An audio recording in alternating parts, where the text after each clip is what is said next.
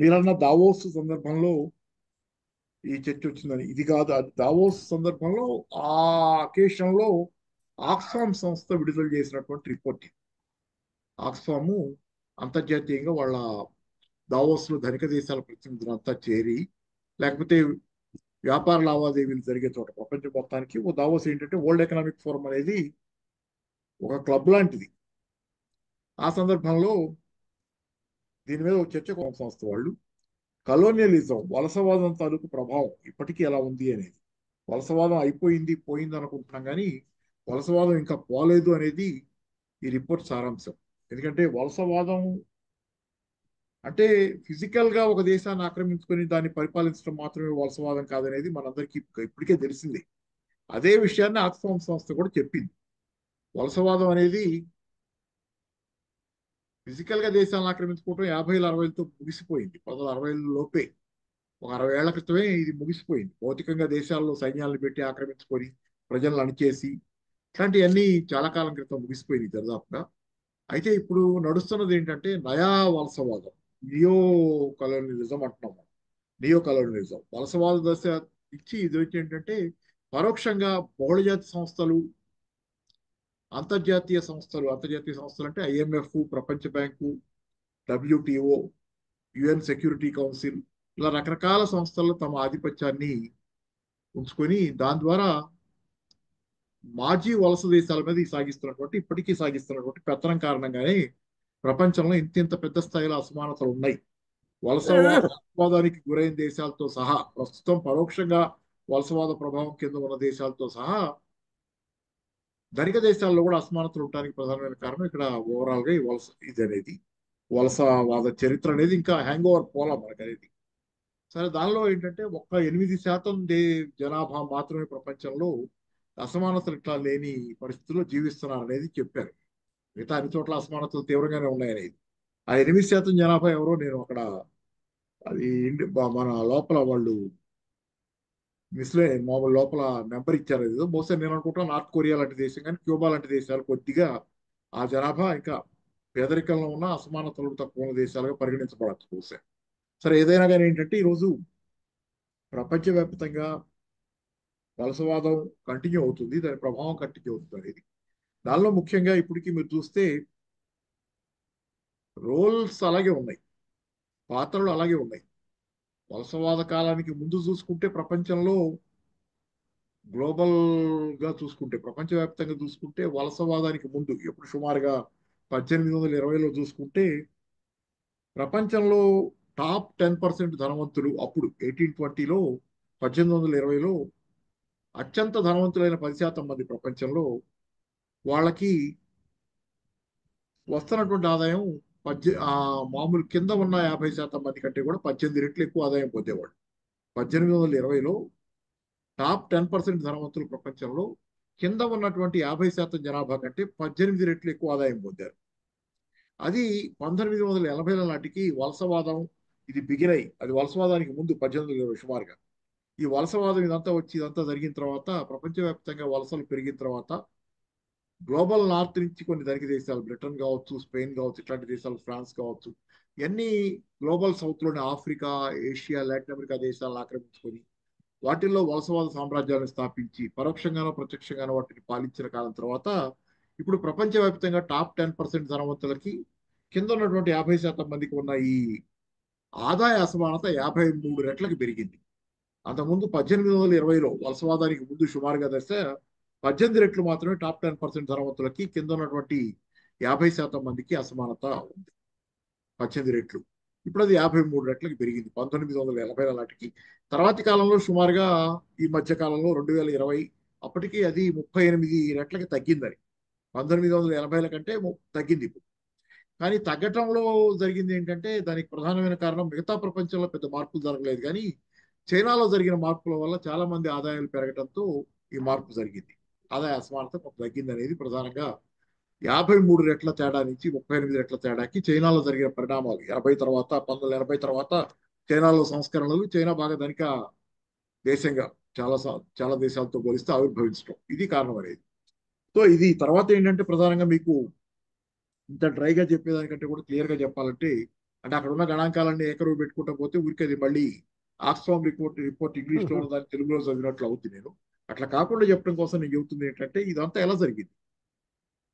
వలసవాదం అంటే ఆ దేశాన్ని ఆక్రమించుకున్న వలసవాద వలసవాదులు ఆ దేశాన్ని వదిలి వెళ్ళిపోయారు.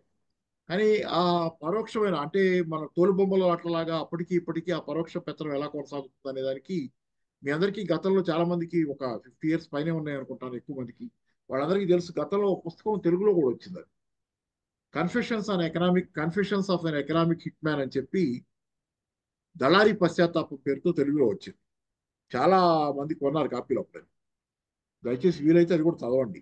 Confessions of an economic hit man అనేది అతను ఎలా ప్రపంచ దేశాల్లో ధనిక దేశాల తరఫున అమెరికా తరఫున కానీ ధనిక దేశం తరఫున అతను ఎలా ధనిక ఆపరేషన్స్ నడిపేవాడు, వాళ్ళ కార్యకలాపాలు పెద్ద దేశాల్లో ఎలా నడిపేవాడు అనేది confessions of an economic hit man. తెలుగులో అయితే దళారీ పశ్చాత్తాపం. ఆన్లైన్లో అయితే ఇంగ్లీష్లో దొరుకుద్ది బహుశా. Confessions of an economic hit man పేరు గుర్తులేదు నాకు అది. సరే ఇది అయితే వలసవాద దశ ముగిసింది. కానీ వలసవాదం తాలూకు ఏదైతే ధనిక దేశాలు ఏ దేశాలైతే ఇతర దేశాలని పరిపాలించిన పేద దేశాలుగా చేసినాయో ఆ దేశాలు చాలా నెట్వర్క్ ఏర్పరచుకున్నాయి ప్రపంచవ్యాప్తంగా తమ హవా కొనసాగించడానికి. ప్రపంచ బ్యాంక్ కానీ ఐఎంఎఫ్ కానీ లేకపోతే డబ్ల్యూటీఓ కానీ ఐక్యరాజ్య సమితి సెక్యూరిటీ కౌన్సిల్ కానీ అలాగే పరోక్షంగా ఇంకోటి ఏంటంటే సైద్ధాంతికంగా కూడా వాటి పట్టు మన మీద చాలా ఉంది. ఈ రోజుకి మనకి తెల్లవాళ్ళంటే ఉన్న తెల్లవాళ్ళు ఏదో ఎక్కువ అనేది తెలియకుండానే చాలా మందిలో ఉన్నటువంటి బానిస భావజాలం అనేది ఒకటి మనలో దూరిపోసారు. అలాగే ఇంగ్లీష్ భాష గొప్పదనేది కూడా ఒకటి. సరే తప్పనిసరి అనేది వేరు, గొప్పదనేది వేరు. ఈరోజు బతకటం కోసం తప్పనిసరి కావచ్చు కానీ ఏ భాష కంటే ఎక్కువ గొప్పది కాదు అనేది నిజం. కానీ ఇంగ్లీష్ భాష గొప్ప, ఇంగ్లీష్ దారిద్ర్యం, ఇంగ్లీష్ బానిసత్వం అనేది వలసవాద దేశాలు వాళ్ళ తాలూకు వైట్ సుప్రమసీ లేకపోతే లాంగ్వేజ్ సుప్రమసీ ఇట్లాంటి వాటిని మన మీద రుద్దటం ద్వారా పరోక్షంగా మన తలల్లో మనం వాళ్ళకి లొంగి ఉండే ఆలోచన విధానాన్ని ప్రవేశపెట్టగలిగారు. విద్యా విధానం కూడా అలాంటిదే. భారతదేశంలో కూడా తరచుగా విమర్శలు వింటాం మెకాలే విద్యా విధానం ఇక్కడ ఇంకా బ్రిటిష్ వాళ్ళ ప్రభావం ఉందని. మెకాలే విద్యా విధానం కూడా అలాంటిదే. మెకాలే విద్యా విధానం కూడా వాళ్ళ అవసరాల కోసం పెట్టింది. అది మనలో చాలా వరకు మెకాలే విద్యా విధానం కూడా ధనిక దేశాల అనుకూల అంటే వాళ్ళ వేవ్ లెంత్ లో మనం ఉండేదానిగా మనల్ని తయారు చేసింది. సో ఇది తర్వాత ఇక్కడ మెయిన్ ఇంకోటి ఏంటంటే ఈ ఆక్స్ఫోర్డ్ రిపోర్ట్లో మీకు చెప్పిన వలసవాదం కంటిన్యూయేషన్ గా ఇప్పటికీ నయా వలసవాదం రూపంలో దోపిడీ సాగుతుంది. ఉదాహరణకి ప్రతి గంటకి ఈ పేద దేశాల నుంచి గ్లోబల్ సౌత్ దేశాల నుంచి సుమారుగా 30 మిలియన్లు గ్లోబల్ నార్త్ దేశాలకు బదిలీ అవుతుంది ఇక్కడ నుంచి. ఎందుకంటే మనం చాలా కొనుగోళ్లు మనం చేస్తున్నాం. చేసే కొనుగోళ్లలో అనేక అమెజాన్లో కానీ ఇట్లాంటి వాటిలో కొనుగోలు చేసేది మొత్తం లేకపోతే చాలా బౌళ సంస్థల తాలూకు శాఖోపశాఖలుగా ప్రపంచం అంతా విస్తరించిన వీటి నుంచి మనం కొనుగోలు చేసేవన్నీ వాళ్ళకి ఆదాయమే. కాబట్టి గ్లోబల్ నార్త్ చాలా పెద్ద ఎత్తున సౌత్ నుంచి నిరంతరంగా ప్రతి గంట 30 మిలియన్లు అనుకుంటుంది వాళ్ళకి నిరంతరంగా ట్రాన్స్ఫర్ అవుతుంది. గ్లోబల్ సౌత్ నుంచి గ్లోబల్ నార్త్ కి సంపద ట్రాన్స్ఫర్ జరుగుతూనే ఉంది. అంటే ఇది ఒక అంటే మనం శ్వాస తీసుకున్నంత సహజంగా దోపిడీ జరిగిపోతుంది.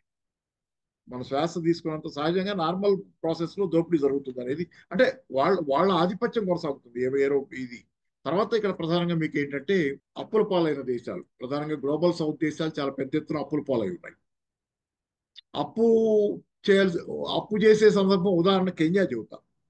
కెన్యా దేశాన్ని దాన్ని పరిపాలించిన వలస పాలకులు వదిలేటప్పుడు కానీ లేకపోతే ఆ దేశంలో బానిసత్వాన్ని రద్దు చేసినప్పుడు ఆ బానిసత్వం రద్దుకి పరిహారం చెల్లించాల్సి వచ్చింది. బానిస యజమానులకి పరిహారం చెల్లించాల్సి వచ్చింది. వాళ్ళు బానిసలను వదిలేసినందుకు గాను వాళ్ళకి పరిహారం చెల్లించి బానిసత్వాన్ని రద్దు చేసుకోవాల్సి వచ్చింది. దీనికోసం ఆ కెన్యా దేశం అప్పు చేయాల్సి వచ్చింది చాలా పెద్ద ఎత్తున బానిసత్వం రద్దు కోసం. ఇక అప్పు మొదలవుతుంది మీకు సైకిల్. అంటే గ్లోబల్ సౌత్ దేశాలు చాలా వరకు అప్పులు చేయాల్సిన పరిస్థితిలో పడ్డ ప్రతిసారి కాబూలీ వాళ్ళు రెడీగా కాచుకుని కూర్చుంటాడు. ఎప్పుడు దొరుకుతాడో వీడని కూర్చుని అవకాశం దొరికిన ప్రతి సందర్భంలోనూ వాళ్ళు వాళ్ళ షరతులు పెట్టి వాళ్ళకి శాశ్వతంగా వాళ్ళ పెరటి దొడ్లో వీళ్ళని కట్టేసి పడేస్తుంటాడు. ఉదాహరణ భారతదేశం ఉంది. భారతదేశం 90ల దాకా అప్పుడప్పుడు అప్పులు తెచ్చుకుంది. 60లో తెచ్చుకుంది ఒకసారి. చైనా యుద్ధం ఆ తర్వాత కొంతకాలం అవసరమైంది అప్పులు తెచ్చుకుంది. కానీ పెద్దగా ప్రభావం పడలా మన మీద. 80లో 70లో కూడా అప్పులు తెచ్చుకుంది కానీ ఈ ప్రపంచ బ్యాంక్ వీటి నుంచి పెద్దగా మనం దాని ప్రభావంలో పడలా. ఎందుకంటే అప్పుడు సోవియట్ యూనియన్ ఉంది కాబట్టి వాళ్ళ భయంతో ఏంటంటే వీళ్ళు వాళ్ళే మరింతగా పోతారనే దాంతో అప్పులు ఇచ్చినా కానీ కొంచెం సాఫ్ట్గా ఉన్నారు. 90ల తర్వాత మనకి అప్పు తీసుకోవాల్సి వచ్చింది. మనకు గుర్తుంది కదా 90లో వచ్చిన సంక్షోభం. ఆ సంక్షోభంలో అప్పు తీసుకోవాల్సి వచ్చినప్పుడు మన మీద వాళ్ళు పెట్టింది షరతులు చాలా పెట్టారు. స్ట్రక్చరల్ అడ్జస్ట్మెంట్ ప్రోగ్రామ్ ఐఎంఎఫ్, ప్రపంచ బ్యాంకు దించి పివి నరసింహరావు గారి ప్రభుత్వం లేకపోతే చంద్రశేఖర్ గారు అప్పుడు బంగారం తాకట్టు పెట్టగానే ఆ అప్పు తీసుకున్నందుకు మన మీద చాలా షరతులు వచ్చినాయి. వాటినే స్ట్రక్చరల్ అడ్జస్ట్మెంట్ ప్రోగ్రామ్ అంటారు. వ్యవస్థాగత సర్దుబాట్ల కార్యక్రమం. భారత ఆర్థిక వ్యవస్థ ఏ విధంగా దాని డిజైన్ ఉండాలి అనేది ఆ రోజు మన మీద రుద్దబడింది. ఆ డిజైనే ఈ రోజు వలసవాద దోపిడీకి భారతదేశంలో అనుకూలమైనటువంటి పరిస్థితులను మరింతగా కల్పించింది. మీకు ఉదాహరణ చెబుతా. ఇవాళ మనం ఇప్పుడు మనం చర్చిస్తున్న report Oxfam report. Oxfam report world economic forum సందర్భంగా ఇవ్వబడ్డ 2024లో ఇవ్వబడ్డ రిపోర్ట్. అది రిపోర్ట్ అయితే దీంతో పాటుగా ఇదేంటి అసమానతల గురించి చెప్పింది, కలోనియల్ దోపిడీ కొనసాగటం గురించి చెప్పింది, ముఖ్యంగా అసమానతల గురించి బాగా చెప్పింది. అయితే దీనికి ముందు నుంచి కూడా అసమానతల గురించి ఇంత పెద్ద స్థాయిలో ఇంకా పెద్ద స్థాయిలో మాట్లాడుతూ వచ్చింది ఎవరంటే థామస్ పికెటీ, ఫ్రెంచ్ జాతీయుడు. ఆయన రాసిన capital in the 21st century అనే పుస్తకం ప్రపంచ ప్రఖ్యాతి చెందినటువంటి పుస్తకం. మొట్టమొదటిసారిగా అసమానతల గురించి 15 ఏళ్ళు అయినట్టు వచ్చేది. అంత అసమానతల గురించి అద్భుతమైనటువంటి study capital in the 21st century. దానికి గాను పికెటీని చాలా మంది ప్రపంచవ్యాప్తంగా ఈయనతో పోల్చారు. ఎవరు? కార్ల్ మార్క్స్ తో పోల్చారు. అంత మేధావి అని చెప్పి పికెటీ ఆ పుస్తకాన్ని తర్వాత కాలంలో కూడా థామస్ పికెటీ ఆయన పరిశోధనలు ఆపల. ప్రపంచవ్యాప్తంగా అసమానతలు ఏ దేశంలో ఎలా ఉన్నాయో స్టడీ చేస్తానే వచ్చాడు. దీనికోసమే వాళ్ళు పెట్టింది ఏంటంటే వరల్డ్ ఇన్ఈక్వాలిటీ ల్యాబ్ అనేది పెట్టారు. ప్రపంచ అసమానతల పరిశోధన కేంద్రం లాగా ఇప్పుడు పెట్టారు. దానిలో భాగంగా ప్రపంచవ్యాప్తంగా అసమానతల గురించి పదే నివేదికలు రిలీజ్ చేస్తున్నారు. అందులో ఒక చాప్టర్ ఏంటంటే భారతదేశానికి సంబంధించి కూడా ఒక చాప్టర్ నిరంతరంగా అప్డేట్ అవుతూ వస్తుంది.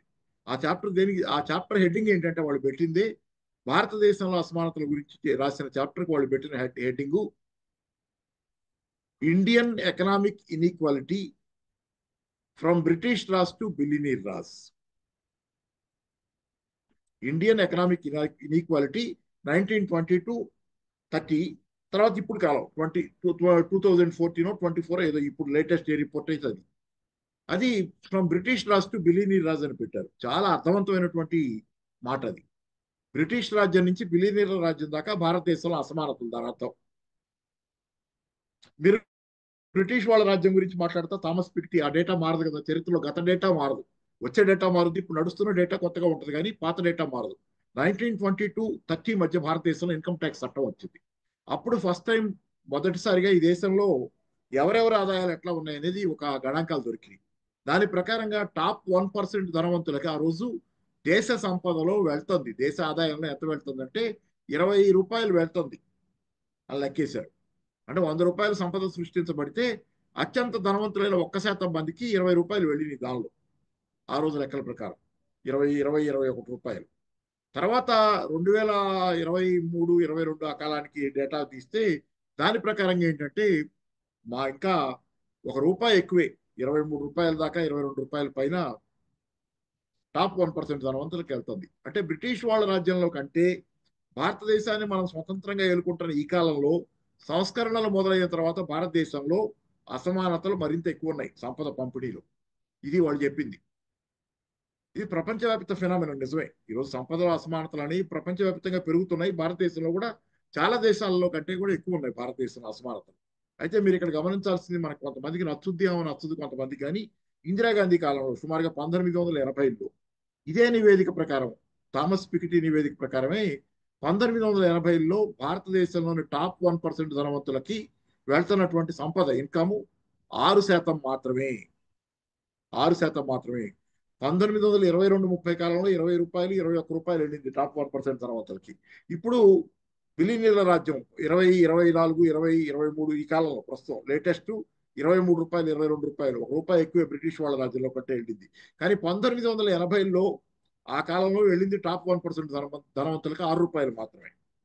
సో ఒక స్టేజ్ లో మెరుగ్గా రాగలిగాం. కానీ 90లో ఎప్పుడైతే మనం అప్పు తెచ్చుకోవాల్సి వచ్చిందో ప్రపంచవ్యాప్తంగా ఉన్నటువంటి ఈ నయా ఉదారవాద విధానాలంటి ప్రపంచీకరణ, సరళీకరణ, ప్రైవేటీకరణ పేరుతో వ్యవస్థాగత సర్దుబాట్ల కార్యక్రమం భారతదేశంలో రానియండి, మొత్తానికి మాత్రం ఉత్తరాది ధనిక దేశాలు G7 దేశాలు అలాంటి ఏదైనా కానీ భారతదేశంలో కూడా విజయవంతంగా సంస్కరణల పేరుతో వాళ్ళకు అనుకూలమైనటువంటి వ్యవస్థాగతమైనటువంటి మార్పులు చేసుకోగలిగారు. ఉదాహరణ చెబుతాను. ఫర్ ఎగ్జాంపుల్, మీకు మామూలుగానే మనందరికీ తెలిసి చాలా ఉన్నాయి. మనల్ని ఎక్స్పోర్ట్స్ చేయమంటారు. ధనిక దేశాలన్నీ జనరల్ గా పేద దేశాలకు పెట్టేది ఏంటంటే, దీనికి వాళ్ళు చెప్పే సిద్ధాంతం ఏంటంటే కంపారిటివ్ అడ్వాంటేజ్ అని. ఒక్కొక్క దేశం ఒక్కొక్క దానిలో సమర్థంగా ఉంటుంది. ఒక్కో దేశంలో ఒక్కొక్క రకమైన వనరులు బాగా ఉంటాయి. కాబట్టి ఆ దేశం దానికి సంబంధించిన శక్తి సామర్థ్యాలు బట్టి ఆ రంగంలో ఉత్పత్తి చేయాలి. ఇంకో దేశంలో ఇంకో శక్తి సామర్థ్యాలు ఉంటాయి, వాళ్ళకున్న వనరులు ఇంకోలాగా ఉంటాయి, అక్కడ ఆ ఉత్పత్తి జరగాలి. కాబట్టి ప్రపంచవ్యాప్తంగా ఒక శ్రమ విభజన ఉండాలి. ఈ శ్రమ విభజనలో ఏ దేశానికి అడ్వాంటేజ్ ఉన్న దానిలో వాళ్ళు పనిచేస్తే తక్కువగా నాణ్యమైన సరుకుని తక్కువ ధరకి నాణ్యమైన దాన్ని వాళ్ళు ఉత్పత్తి చేయగలనేది వాళ్ళు సిద్ధాంతీకరించారు. దీనిలో భాగంగా ఏంటంటే ప్రపంచంలోని వెనకబడ్డ దేశాలు ప్రధానంగా వ్యవసాయ ఉత్పత్తులు పెంచుకునే విధంగా ఉత్పత్తులు ఎగుమతి చేయాలనేది వాళ్ళ ప్రధానమైనది. ఇక్కడ మీకు ఏంటంటే మేజర్గా ఉత్సా పట్నాయక్, నేను అనుకోవటం ఆమె ప్రభాత్ పట్నాయక్ భార్య కావచ్చు, తెలియదు. కానీ ఉత్సా పట్నాయక్ గారు ఒక పుస్తకం రాశారు, ఇది దీని మీద అగ్రికల్చర్ దీని మీద రాసి గ్లోబల్ అసమానతలు. దానిలో క్లియర్ గా చెప్పింది ఏంటంటే ధనిక దేశాలు చాలా వాటిల్లో ఇవన్నీ గ్లోబల్ నార్త్ లో ఉన్నాయి, ఉత్తరాది దేశాలు. వీటిల్లో చాలా పంటలు పండవు, ఎందుకంటే ఐస్ చలి ప్రాంతాలు అయ్యి ఆ దేశాల్లో సమశీతోష్ణ ప్రాంతంలో ఉన్నటువంటి దేశాల్లో పండినట్టు పంటలు పండవు ఉత్తరాది దేశాల్లో. ఈ దేశాల్లో పంటలు పండవు కాబట్టి చాలా రకాల కూరగాయలు కావచ్చు, ధాన్యాలు కావచ్చు, పండ్లు కావచ్చు వాళ్ళకి అందుబాటులో ఉండవు. సమశీతోష్ణ వాతావరణం ఉన్నటువంటి దేశాల్లో పండినన్ని రకాల పంటలు అక్కడ పండవు. కాబట్టి వాళ్ళు ఏంటంటే వాళ్ళ సూపర్ మార్కెట్లలో, వాళ్ళు ధనిక దేశాలు అయ్యారు, వాళ్ళ సూపర్ మార్కెట్లలో నిత్యం 24 గంటలు 365 రోజులు అన్ని రకాల ప్రపంచవ్యాప్తంగా దొరికే అన్ని రకాల కూరగాయలు, పండ్లు, ధాన్యాలు, లేకపోతే ఇంకోటి ఉత్పత్తులన్నీ అందుబాటులో ఉండాలంటే దక్షిణాదిలో ఉన్నటువంటి దేశాల నుంచి నిరంతరంగా వాళ్ళకి అక్కడ దొరకని అన్ని సరఫరా జరుగుతుండాలి, అగ్రికల్చరల్ ప్రొడక్ట్స్. దానికోసమే దక్షిణాది దేశాలు అగ్రికల్చరల్ ప్రొడక్ట్స్ ఎగుమతి చేయడం మొదలుపెట్టారు. షరతుల్లో భాగంగానే ఎగుమతులు పెంచుకోవటం, దానిలో భాగంగా మనం ఎగుమతులు చేస్తున్నాం. వాళ్ళ సూపర్ మార్కెట్లు 24 గంటలు ఫుల్ ఉంటాయి. కానీ ఈ క్రమంలో జరిగింది ఏంటంటే మీకు ఒక్కొక్క దేశంగా దక్షిణాది దేశాలని శ్రమ విభజనలో కమర్షియల్ క్రాప్స్ వైపు వెళ్ళి ఉత్తరాది దేశాలకు ఎగుమతి చేస్తా పోయే టైంలో పోటీ పెరిగిపోయి దక్షిణాది దేశాల మధ్య వ్యవసాయ ఉత్పత్తుల ధరలు పడిపోయింది. 1960లకి ఈ మధ్యకాలానికి చూసుకుంటే వ్యవసాయ ఉత్పత్తుల ధరలు భారీగా పడిపోయింది. ఒక ఉదాహరణ చెబుతా. 1971 కాలంలో ఒక బేలు పత్తి, బేల్ అంటే నాకు తెలియదు, బేల్ అంటే ఎంత వెయిట్ ఉంటుంది, ఒక బేలు పత్తిని బేళ్లలో చూస్తారు. ఒక బేలు పత్తి అమ్మితే 15 గ్రాముల బంగారం వచ్చేది. 1970ల ప్రాంతంలో ఒక బేలు పత్తి అమ్మితే 15 గ్రాముల బంగారం వచ్చేది. కానీ ఈరోజు ఎన్ని బేళ్లు అమ్మితే మీకు 10 గ్రాముల బంగారం వస్తుంది. అంటే ఏమైంది, వ్యవసాయ ఉత్పత్తుల తాలూకు ధరలు అనేవి పడిపోతున్నాయి గ్లోబల్ గానే. పోటాపోటీగా పేద దేశాలన్నీ ఉత్పత్తులు చేస్తా పోయి ధనిక దేశాలకు ఎగుమతుల్లో పోటీ పడటం వల్ల జరుగుతున్న పరిణామం ఓవరాల్ గా. సో అట్లా మనల్ని అంతర్జాతీయ శ్రమ విభజన పేరుతో పారిశ్రామికంగా ఎదగకుండా మిగిలిపోయాం చాలా సందర్భాల్లో. అలాగే వ్యవసాయ ఉత్పత్తులు, ముడి సరుకులు మాత్రమే ఎగుమతి చేసే దేశాలుగా మిగిలిపోయాం. అది ఇట్లా అసమానతలు. ఎందుకంటే మీకు ప్రాసెస్ చేసిన సరుకు దొరికే ధర మామూలు వ్యవసాయ ఉత్పత్తులకు లేకపోతే మామూలు ఉత్పత్తులకు దొరకదు, మామూలు ముడి సరుకు దొరకదు. ఖనిజ ఐరన్ ఓర్ ఎగుమతి చేస్తే వచ్చే ధర తక్కువ ఉంటుంది, మీరు స్టీల్ ఎగుమతి చేసే దానికంటే కూడా. స్టీల్ ఎగుమతి చేస్తే దాని ఉత్పత్తి చేసి ఎక్కువ ధర వస్తుంది. సో ఇట్లాంటి తేడాలు ఉన్నాయి ధనిక దేశాలకి పేద దేశాలకి చాలా వరకు. సో ఏదేమైనా ఏంటంటే మొత్తంగా ఒక చట్టాన్ని ఏర్పరిచింది ధనిక దేశాలు. ప్రపంచంలో పేద దేశాల చుట్టూ ఒక చట్టాన్ని ఏర్పరిచింది. ఆ చట్టంలో మనల్ని ముడుచుకొని ప్రపంచ bank, IMF, world trade organisation, అంటే ఉదాహరణ ప్రపంచ బ్యాంకు, IMF లో మనకున్న ఓటింగ్ పర్సెంటేజ్ ధనిక దేశాలకు ఉన్నటువంటి ఓటింగ్ పర్సెంటేజ్ చూస్తే చాలా తేడా ఉంది. ధనిక దేశాల జనాభా మొత్తం కలిపితే 17% ఉంటుంది. ఉత్తరాది ధనిక దేశాల జనాభా మొత్తం ప్రపంచ జనాభాలో 17%. దక్షిణాది దేశాల జనాభా 40% పైన ఉంటుంది అనుకుంటా. అయితే మనకున్న రిప్రజెంటేషన్ నామమాత్రమైంది. ప్రపంచ బ్యాంక్, IMF లో మన మాట చెల్లదు పెద్దగా. WTOలో కూడా అంతే. అలాగే ఉత్తరాది దేశాలకు అంత పరిమితమైన జనాభా ఉన్నా వాళ్ళకుండే సే ఎక్కువ. ఈ ఇది IMF లో కానీ ప్రపంచ బ్యాంకులో కానీ వాళ్ళకు ఉన్నటువంటి ఆధిపత్యం ఎక్కువ. సో ఈ అసమానతల వల్ల ఏంటంటే ప్రపంచవ్యాప్తంగా ఉదాహరణ తీసుకుందాం, అగ్రికల్చరల్ సబ్సిడీస్, వ్యవసాయ రంగంలో సబ్సిడీలు. భారతదేశం లాంటి దేశాన్ని వ్యవసాయ రంగంలో మీరు సబ్సిడీలు ఇవ్వద్దు అంటున్నారు. వ్యవసాయ రంగంలో రైతాంగానికి సబ్సిడీలు ఇవ్వకూడదు. ప్రపంచ బ్యాంకు అదే WTO వరల్డ్ ట్రేడ్ ఆర్గనైజేషన్ షరతుల ప్రకారంగా దానికి ఉన్న నిబంధనల ప్రకారంగా ఏంటంటే ప్రపంచవ్యాప్తంగా స్వేచ్ఛా వాణిజ్యం ఉండాలి. దీని అంతటికీ పెట్టిన పేరు ఏంటంటే స్వేచ్ఛా వాణిజ్యం. స్వేచ్ఛా వాణిజ్యం ఉండాలంటే అన్ని దేశాల్లో పంటలకి సమమైన సమస్థాయి పోటీ వాతావరణం ఉండాలి. ఒక దేశంలో పంటలకి ఆ దేశం వాళ్ళు కనుక ఎక్కువగా రాయితీలు ఇచ్చుకుంటే దానివల్ల పోటీ వాతావరణంలో అసమానత వస్తుంది. ఇంకో దేశంలో రాయితీలు ఇవ్వరనుకోండి, రాయితీలు ఇవ్వబడ్డ దేశం నుంచి వచ్చే సరుకు ధర తక్కువ ఉంటుంది. రాయితీలు ఇవ్వని దేశంలో ఉత్పత్తి అయిన సరుకు ధర ఎక్కువ ఉంటే కనుక పోటీ పడలేవు. కాబట్టి ఎవరు రాయితీలు ఇవ్వకూడదు. ఇట్లాంటి షరతులు చాలా పెట్టారు. కానీ ధనిక దేశాలు తమకు అనుకూలంగా వీటిని టింకర్ చేసుకుని నిబంధనలని వాళ్ళు మాత్రం రాయితీలు ఇచ్చుకోగలిగే విధంగా షరతులు పెట్టుకున్నారు. ఈరోజు అమెరికాలో వ్యవసాయానికి ఇచ్చే రాయితీలు చాలా ఉన్నాయి. అయినా కానీ నష్టపోతున్నారు రైతులు, అది వేరే విషయం. యూరోప్లో చాలా రాయితీలు ఉన్నాయి. కానీ భారతదేశం లాంటి దేశాలు ఏమైనా రాయితీలు వాళ్ళని ప్రయత్నం చేస్తే ఇవ్వనివ్వరు వీళ్ళు. సో ఇన్ని అంటే ఉదాహరణ మీరు ఫుడ్ సెక్యూరిటీ యాక్ట్ ఉంది భారతదేశంలో. మనం ఉచితంగా గోధుమలు బియ్యం పోస్తాం. ఫుడ్ కార్పొరేషన్ ఆఫ్ ఇండియా ఉంది, సేకరణ జరుగుద్ది ధాన్యం. దీన్ని కూడా వాళ్ళు వ్యతిరేకిస్తున్నారు. ఎందుకంటే మీరు సేకరణ కనుక ప్రభుత్వ పాత్ర కనుక పెరిగితే ధర నిర్ణయించి మీరు ఎంత మినిమం సపోర్ట్ ప్రైస్ అని రైతుకి ఇస్తే దానివల్ల మార్కెట్ డిస్టార్షన్ వస్తుంది అంటారు. మార్కెట్ ధర నిర్ణయించాలి, డిమాండ్ సప్లై ధర నిర్ణయించాలి తప్పితే మీరు కాదు నిర్ణయించాల్సింది ప్రభుత్వం. మినిమం సపోర్ట్ ప్రైస్ అని మీరు ఇచ్చి దాన్ని సేకరించిన కొద్దీ అంతర్జాతీయ మార్కెట్లో డిస్టార్షన్స్ వస్తున్నాయి. కాబట్టి మీరు అది చేయొద్దు అనేది వీళ్ళ వాదన. So market demand and supply పేరుతో ఈరోజు ప్రపంచవ్యాప్తంగా వీళ్ళు వాళ్ళకి అనుకూలమైనటువంటి రకరకాల షరతులతో అటు ప్రపంచ బ్యాంక్ కావచ్చు, ప్రపంచ వాణిజ్య సంస్థ కావచ్చు, IMF కావచ్చు, చాలా చోట్ల సెక్యూరిటీ కౌన్సిల్ అయితే మనకు తెలిసింది. భారతదేశానికి ఇంతవరకు సెక్యూరిటీ కౌన్సిల్లో బెర్త్ లేదు, మనకు అక్కడ స్థానం లేదు.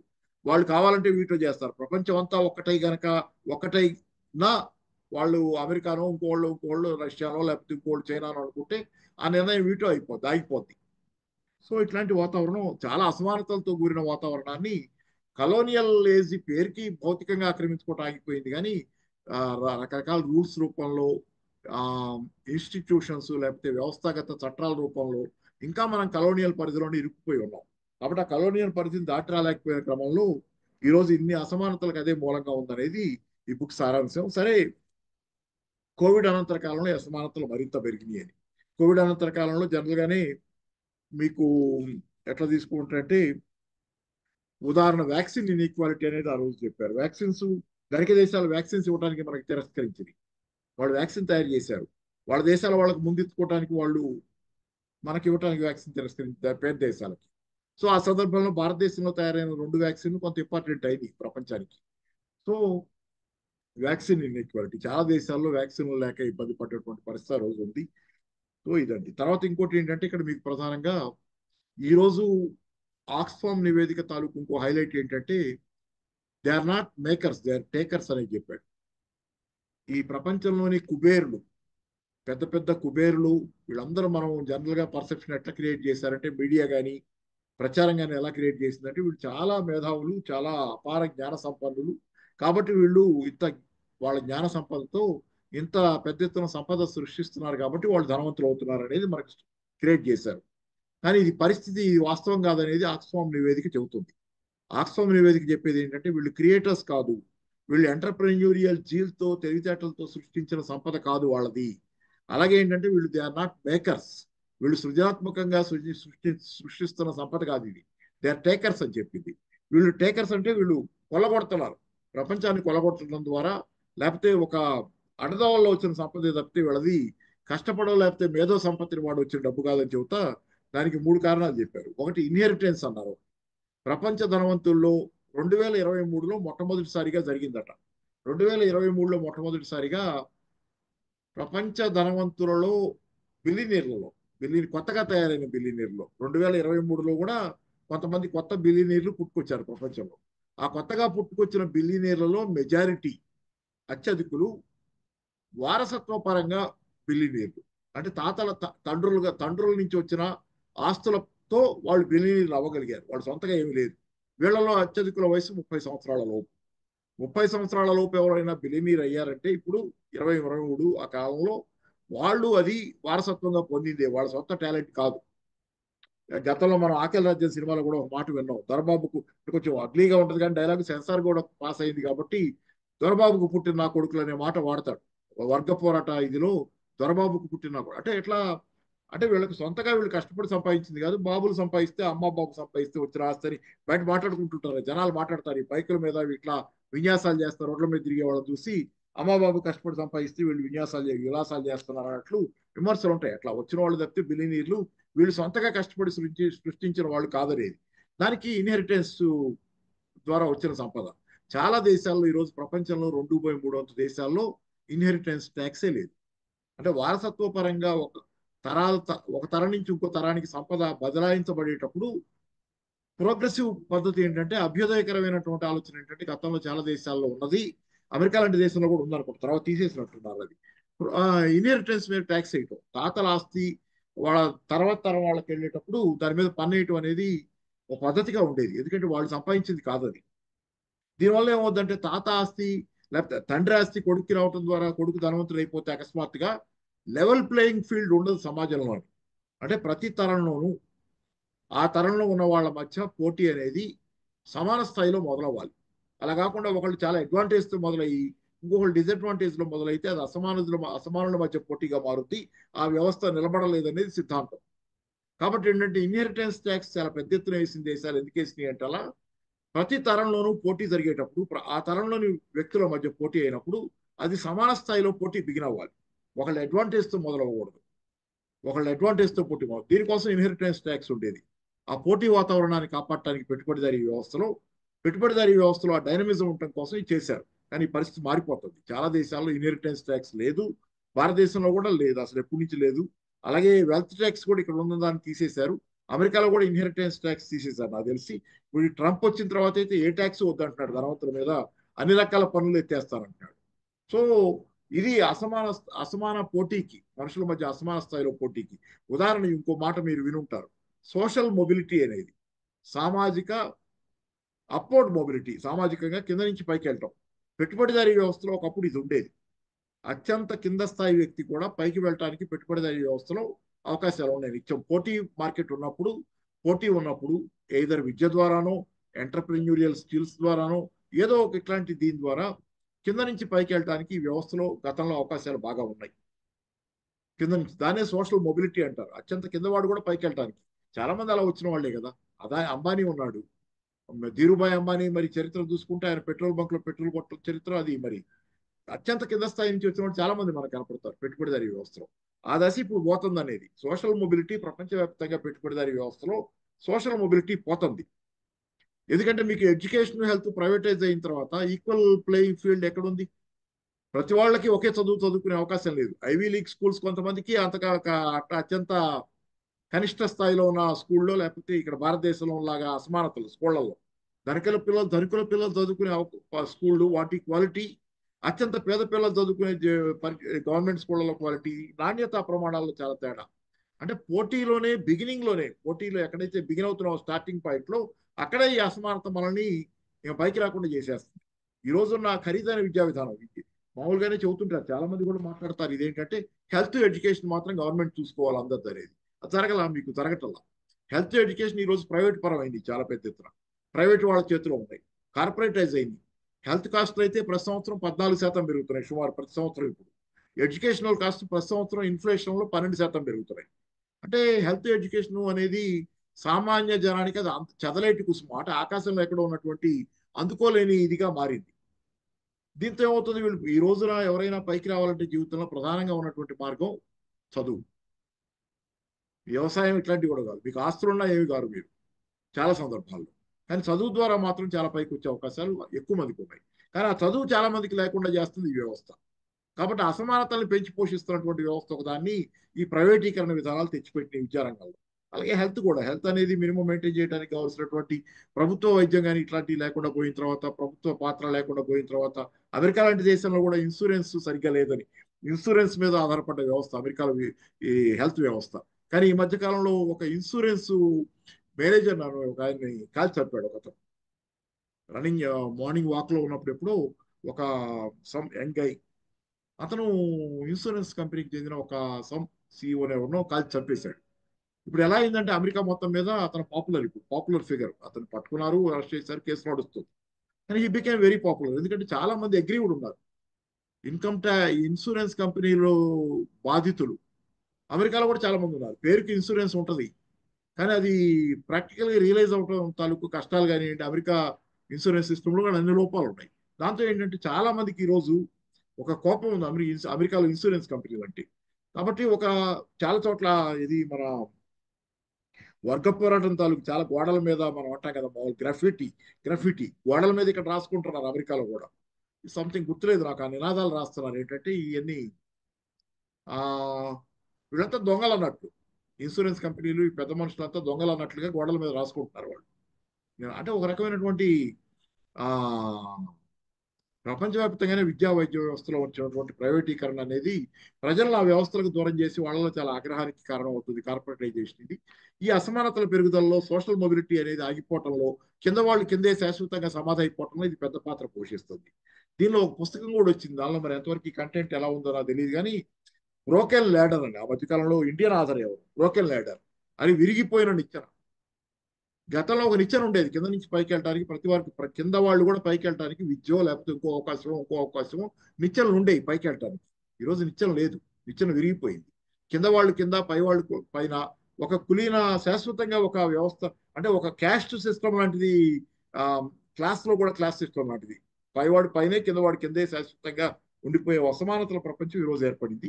దాన్ని రీఇన్ఫోర్స్ చేయడంలో వ్యవస్థ తొండముదిరి ఓసరి వెళ్ళైనట్టు ఈరోజు వ్యవస్థలో ఏదైతే జరుగుతూ వచ్చినాయో పరిణామాలు, కలోనియల్ దశ నుంచి మొదలయ్యి నయా ఉదారవాద, నయా కలోనియల్ అంటే నియో కలోనియల్ దశ ఏదైతే ఆ, దేశాలను ఆక్రమించుకోకుండానే వాటి మీద పెత్తనం చేసి ఇవన్నీ జరుగుతున్న క్రమంలో అంతిమంగా ఎక్కడికి వచ్చిందంటే పరిస్థితి ఈరోజు ఎక్కడా పెట్టుబడిదారీ వ్యవస్థ అనేది ఫ్లెక్సిబిలిటీని కోల్పోయింది. దానికి ఉన్న అడాప్టబిలిటీ, ఫ్లెక్సిబిలిటీని కోల్పోయి రిజిడ్ అయిపోతుంది. ఈ రిజిడ్నెస్ నుంచే ప్రపంచవ్యాప్తంగా అనేక సమస్యలు వ్యవస్థలు వస్తున్నాయి అనేది ఆక్స్ఫామ్ ఆ మాట వాడల. పెట్టుబడిదారీ వ్యవస్థ అనే మాట వాడలేదు కానీ కలోనియలిజం, అసమానతలు వీటన్నిటి గురించి చాలా మాట్లాడింది. ఆ మాట్లాడినా అంతిమంగా ఏంటంటే దాని సారాంశంలో దానికి ఉన్న పేరు వ్యవస్థ మార్కెట్ వ్యవస్థ అనండి, పెట్టుబడిదారీ వ్యవస్థ అనండి, ఇన్ని ఇది ఉంది దీనివల్ల. సో మీకు దీనివల్ల ధనిక పేద దేశాల మధ్య వ్యత్యాసాలే కాదు, పేద దేశాల్లో ధనికులు పేదల మధ్య వ్యత్యాసాలే కాదు, ధనిక దేశాల్లో కూడా పేదలు ధనికుల మధ్య వ్యత్యాసాలు ఉన్నాయి. ఉదాహరణ 1842లో తీసుకుంటే ఇంగ్లాండ్లో 1842 ఇంగ్లాండ్లో మాంచెస్టర్ నగరం అంటే టెక్స్టైల్ ఫ్యాక్టరీలకు పాపులర్ అప్పుడు. ఆ మాంచెస్టర్ నగరంలో ఒక సాదా సీదా కూలీ ఒక కార్మికుడు, పరిశ్రమలో పనిచేసుకునే కార్మికుడి సగటు ఆయు ప్రమాణం 17 సంవత్సరాలు. 17 సంవత్సరాలు దాటి బతికేవాళ్ళు కాదు యావరేజ్న. దారుణమైనటువంటి స్థితి. అంటే ఎక్స్‌ప్లాయిటేషన్ ఏ స్థాయిలో ఉండేది. విపరీతమైన పని గంటలు, తిండి లేని, అంటే మినిమం కనీసం అంటే త్రో అవే ఇది అనమాట. మాంసం ముక్కలు విసిరేసినట్టు విసిరే కొద్దిపాటి వేతనాలు. చాలా దారుణమైన దుస్థితి. 17 సంవత్సరాలు సగటు ఆయు ప్రమాణం అంటే ఈరోజు మనం నమ్మలేం అసలు. 17 సంవత్సరాలు అంటే నూనూగు మీసాల వయసు అన్నట్టు ఇక్కడ మనం మాట్లాడతాం. చాలా చిన్న పిల్లలు, వాళ్ళు పసిపిల్లలు అన్నట్టు మాట్లాడతాం. అది మాత్రమే ఆయు ప్రమాణం. ఆ రోజు అంత స్థాయిలో ఎక్స్‌ప్లాయిటేషన్ జరిగింది. దాని గురించే ఎంగెల్స్ పుస్తకం మీకు వీలైతే చూడండి. ఆ conditions of the working class in England అనే పుస్తకాన్ని మా ఫ్రెడరిక్ ఎంగెల్స్ రాశాడు ఆ రోజుల్లోనే. ఆయన కూడా ఒక టెక్స్టైల్ మిల్ ఉండేది వాళ్ళ నాన్నకి.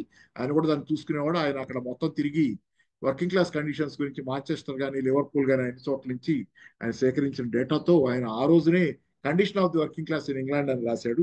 బహుశా ఈ డేటా కూడా దానిలో ఉండొచ్చు. 17 సంవత్సరాల వయసుకి యావరేజ్ వాళ్ళ లైఫ్ స్పాన్ 17 సంవత్సరాలు. సో ఇట్లా ఏంటంటే రక్త మాంసాల మీద, పేద ప్రజలు, సామాన్య జనం రక్త మాంసాల మీద చరిత్ర అంతా నడిచింది. ఈ వ్యవస్థ ఎదుగుతూ వచ్చింది. కానీ ఈ రోజు అంత అవసరం లేదు. ఈ రోజు చాలా వరకు ఏంటంటే ఇంత పెరిగిన టెక్నాలజీ కానీ, ప్రపంచవ్యాప్తంగా ఉత్పత్తి శక్తులు, మీదేదైతే వ్యవసాయంలో కూడా ప్రపంచవ్యాప్తంగా అందరికి కావాల్సినటువంటి స్థాయిలో ఆహారం ఉత్పత్తి అవుతుంది. ప్రపంచ ప్రజలందరికీ కావాల్సిన 700-800 కోట్లు ఉన్నాం ఈరోజు. 800 కోట్ల దాకా జనాభా ఉంది. 900 కోట్లు కూడా కావచ్చు. ఇంత జనాభాకి సరిపోను కూడా వ్యవసాయ ఉత్పత్తులు ఉన్నాయి. కానీ అన్ని ఉన్న అల్లుండి నోట్లో శని అన్నట్లు ఈరోజు మీకు మీ మార్కెట్లో అన్ని ఉత్పత్తులు ఉండొచ్చు, కానీ కొనడానికి కొనుగోలు శక్తి లేకపోతే కనుక మీరు అది కరువే మీకు. ఇదే అమాత్య సేన్ చెప్పేది కూడా ఇదే. కొనుగోలు శక్తి అనేది ఇంపార్టెంట్. కరువు అనేది మానవుడి సృష్టి అని చెబుతాడు అమాత్య సేన్ చెప్పేది. కరువు రావడం అంటే మానవుడి తప్పిదం, లేకపోతే మానవుడి సృష్టి, లేకపోతే వ్యవస్థాగతమైన సమస్య అంటాడు. ఎందుకంటే అన్నీ ఉన్నాయి, అన్నీ ఉన్నాయి మార్కెట్లో. కానీ కొనే శక్తి లేక జనాలు చచ్చిపోతున్నారు. ఉదాహరణ కలకత్తాలో అక్కడ మీకు బెంగాల్ కరువు వచ్చినప్పుడు బెంగాల్లో ఒక పక్క దుకాణాల నిండా సరుకులు అమ్ముకోవడానికి వ్యాపారస్తులు పేర్చి కూర్చుని ఉంటే రెండో పక్కన అదే రోడ్డు మీద ఆకలితో చచ్చిపోతున్న వాళ్ళు వెళ్తా ఉండేవాళ్ళు. పోయి పోతా పోతా ఆకలితో పడిపోయి చచ్చిపోయే వాళ్ళు. అంటే ఒక పక్క ఆహార ధాన్యాలు రాసులు, రెండో పక్క నుంచి ఆకలితో చచ్చిపోతున్న జనాలు. మిస్ మ్యాచ్ ఎక్కడ ఉంది మీకు? వీళ్ళ దగ్గర కొనుగోలు శక్తి లేకపోవడంలో మిస్ మ్యాచ్ ఉంది.